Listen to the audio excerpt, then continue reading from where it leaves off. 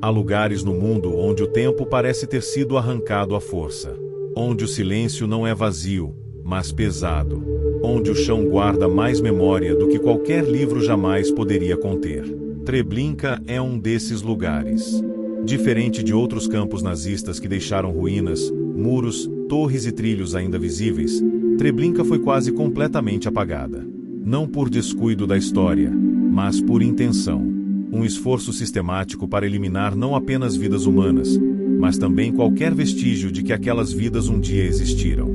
Quando o nome Treblinka é mencionado, ele raramente desperta imagens claras na mente do público.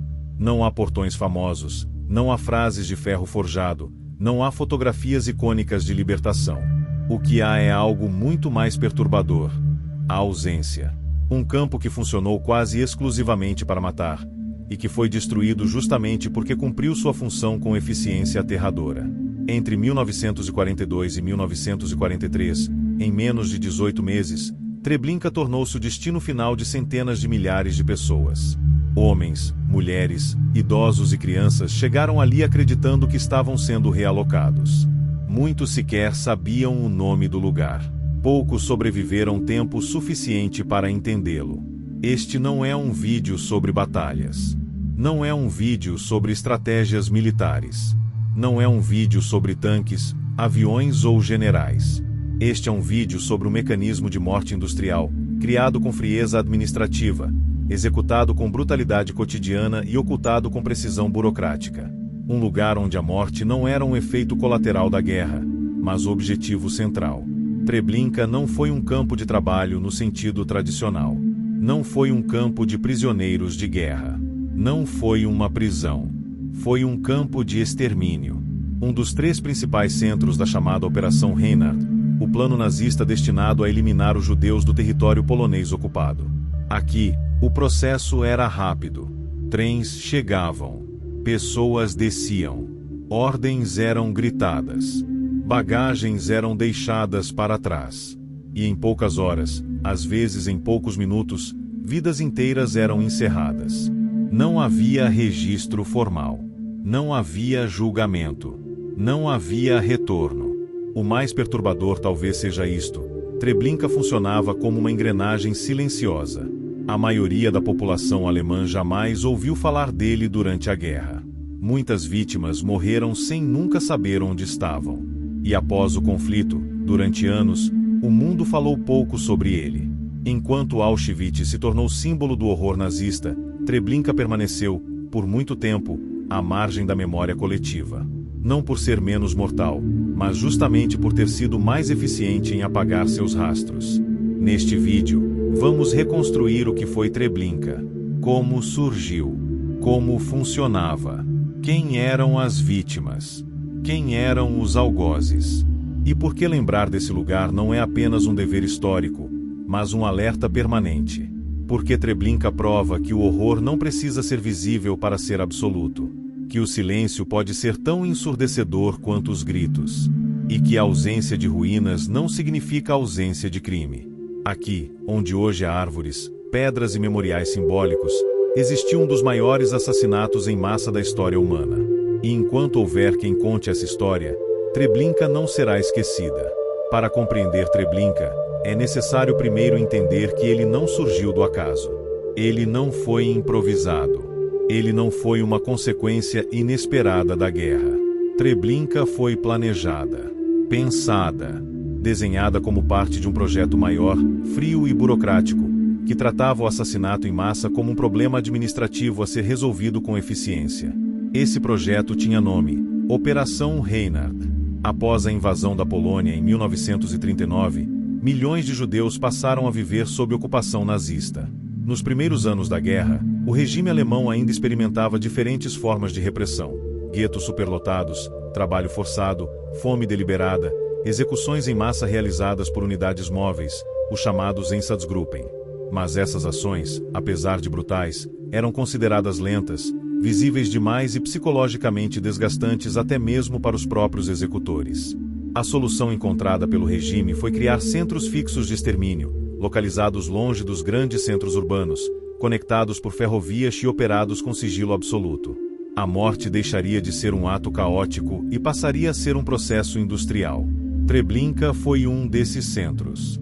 Localizado no nordeste da Polônia ocupada, a cerca de 80 quilômetros de Varsóvia, Treblinka foi construída em uma região isolada, cercada por florestas, longe de grandes cidades e praticamente invisível para a população local. O local foi escolhido não por acaso. Havia uma linha férrea próxima, terreno plano e poucas testemunhas. É importante destacar que existiam dois locais chamados Treblinka. Treblinka era um campo de trabalho forçado, criado em 1941, onde prisioneiros eram explorados em pedreiras sob condições brutais. Treblinka II, o que nos interessa aqui, foi construído em 1942 exclusivamente para o extermínio em massa. Não para encarcerar, não para reeducar, não para explorar mão de obra em longo prazo, mas para matar. A construção de Treblinka II começou no início de 1942. Em poucos meses, o campo estava pronto para operar. A pressa não era sinal de improviso, mas de urgência genocida. O regime nazista havia decidido acelerar drasticamente a chamada solução final. A estrutura do campo era simples, mas mortalmente eficaz. Treblinka foi dividido em áreas bem definidas, cada uma com uma função específica no processo de extermínio. Havia a zona de chegada dos trens, onde as vítimas desembarcavam.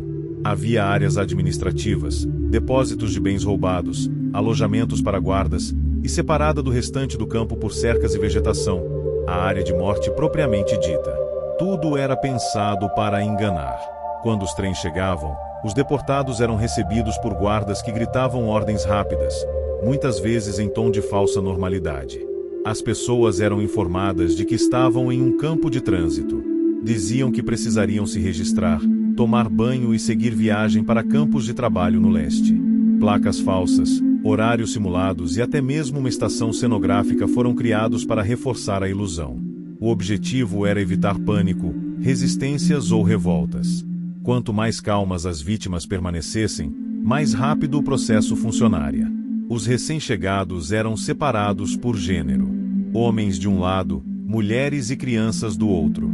Pessoas doentes, idosos e crianças pequenas eram frequentemente direcionadas imediatamente para a morte. Bagagens eram abandonadas. Roupas eram retiradas.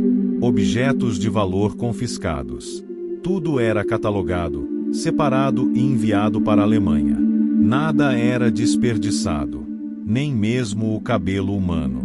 Após essa etapa, as vítimas eram conduzidas por um corredor estreito, cercado por arame farpado e camuflado com galhos, conhecido cinicamente como o caminho para o céu. Ele levava diretamente às câmaras de gás.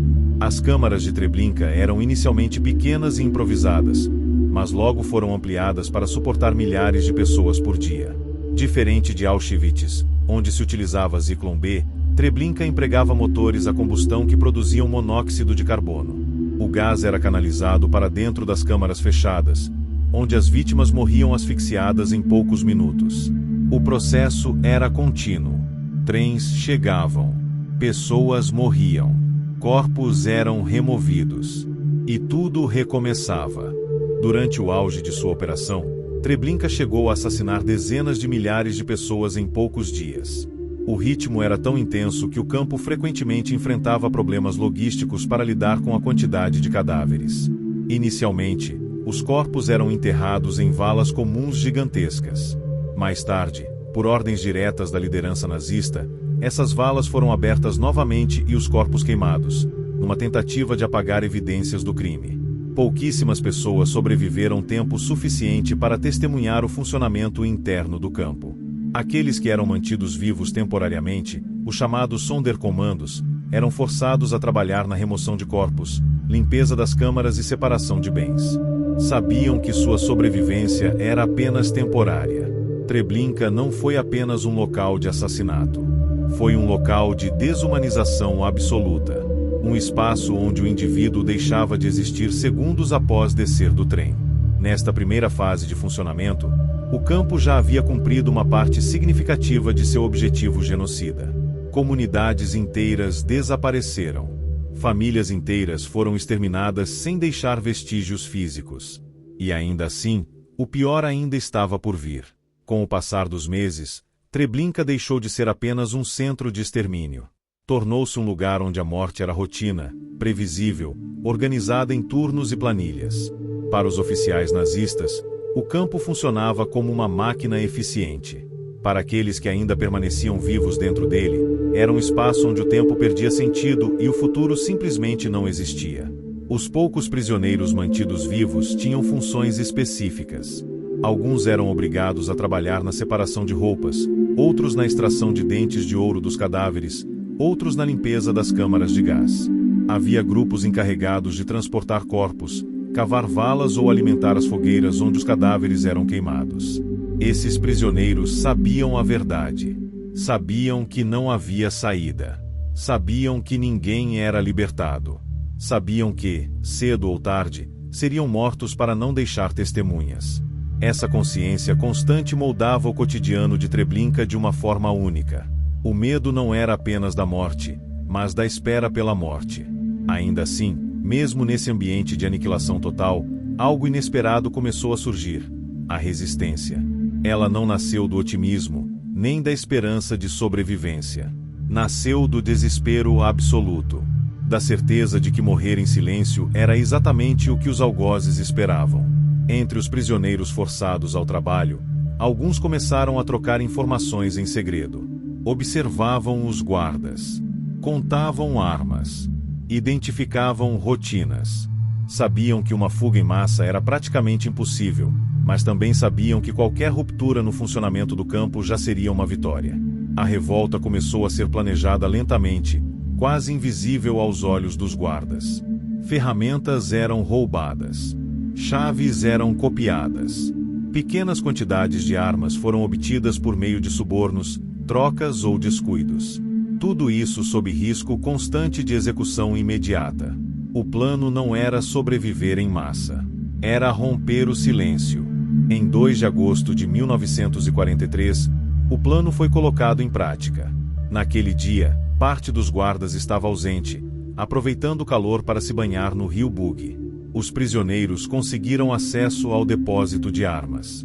Algumas granadas, pistolas e fuzis foram distribuídos rapidamente. Um incêndio foi iniciado em pontos estratégicos do campo. O caos se espalhou. Barracões começaram a queimar. Explosões ecoaram. Prisioneiros atacaram guardas com o que tinham em mãos. Muitos foram mortos imediatamente. Outros conseguiram romper cercas de arame farpado sob tiros de metralhadora. Centenas tentaram fugir. A maioria foi recapturada ou morta nas horas seguintes. Alguns morreram nos campos ao redor. Outros foram denunciados por moradores locais. Mas dezenas conseguiram escapar e sobreviveram à guerra. Esses sobreviventes se tornaram algo que o regime nazista jamais quis permitir: testemunhas. A revolta de Treblinka foi um choque para a administração nazista. Não apenas porque expôs falhas de segurança, mas porque deixou claro que o campo não era tão invisível quanto se acreditava. O risco de exposição internacional crescia à medida que a guerra avançava. Poucos meses após a revolta, os nazistas tomaram uma decisão definitiva: Treblinka deveria desaparecer. O campo foi desativado ainda em 1943. As câmaras de gás foram desmontadas. Os barracões destruídos. As cercas removidas. O terreno foi nivelado. Árvores foram plantadas no local. Uma fazenda falsa foi construída por cima das ruínas. O objetivo era simples: apagar Treblinka da história.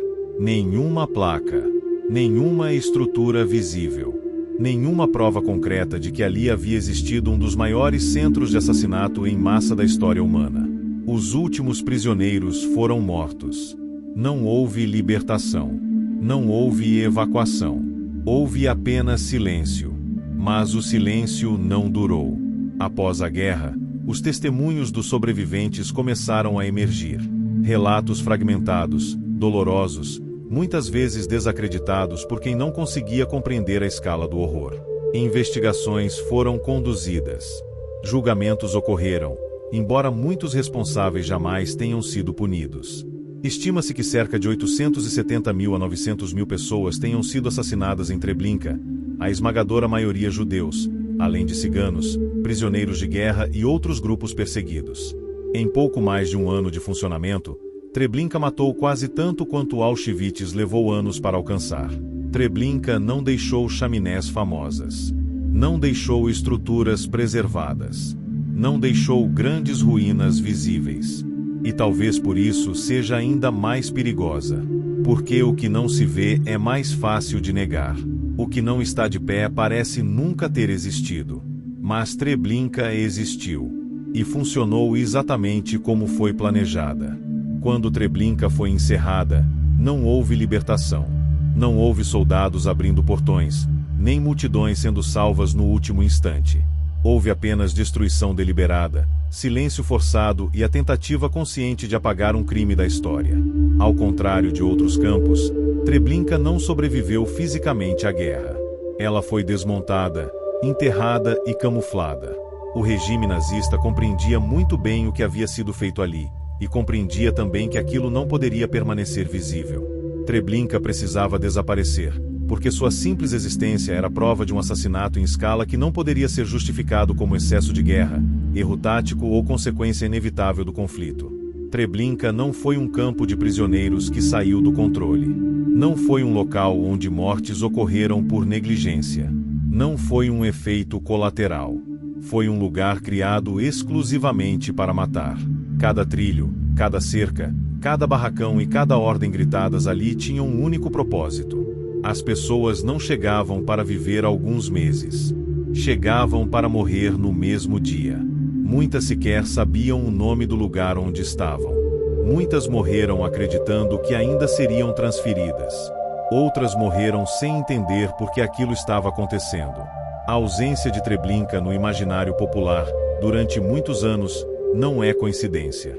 Ela reflete o sucesso parcial de um apagamento planejado. Sem grandes estruturas, sem registros fotográficos abundantes, sem libertação filmada, Treblinka tornou-se fácil de ser esquecida, relativizada ou reduzida a números frios. Mas números não contam histórias. Cada pessoa assassinada em Treblinka tinha uma vida inteira antes daquele trem. Famílias, profissões, rotinas, sonhos simples. Tudo isso foi encerrado em minutos, em um local projetado para não deixar vestígios. A revolta de 1943 prova algo essencial. Mesmo em um lugar criado para anular completamente a humanidade, ainda houve quem escolhesse resistir. Não por acreditar que venceria, mas por se recusar a desaparecer em silêncio. Aquela revolta não destruiu Treblinka fisicamente, mas destruiu sua invisibilidade. Ela garantiu que alguém sobrevivesse para contar. Após a guerra, muitos responsáveis por Treblinka nunca foram julgados. Alguns viveram vidas comuns, escondidos entre milhões de outros cidadãos. Isso nos obriga a encarar uma verdade desconfortável. Crimes dessa magnitude não são cometidos apenas por figuras monstruosas isoladas, mas por sistemas inteiros que normalizam a violência, diluem responsabilidades e transformam o assassinato em rotina administrativa. Treblinka nos ensina que o horror não precisa de grandes palcos para existir. Ele pode operar longe dos olhos, cercado por árvores, protegido pelo silêncio. E quando isso acontece, o esquecimento se torna cúmplice. Hoje, no local onde Treblinka existiu, há um memorial feito de pedras. Cada uma representa uma comunidade destruída. Não há reconstrução do campo. Não há tentativa de mostrar como era. Há apenas o reconhecimento de que algumas coisas não devem ser reconstruídas, apenas lembradas. Lembrar Treblinka não é apenas um ato de memória histórica. É um ato de vigilância. Porque Treblinka prova até onde a desumanização pode chegar quando um grupo deixa de ser visto como pessoas. Prova o perigo do silêncio. Prova que o apagamento pode ser tão violento quanto o crime em si. Enquanto Treblinka for lembrada, ela não terá sido totalmente apagada. Enquanto sua história for contada, aqueles que morreram ali não desaparecerão por completo. E contar essa história não é olhar para o passado por curiosidade. É encarar o presente com responsabilidade. Porque lugares como Treblinka não começam com campos e câmaras. Começam com palavras, com indiferença, com a aceitação do inaceitável. E é exatamente por isso que Treblinka precisa ser lembrada.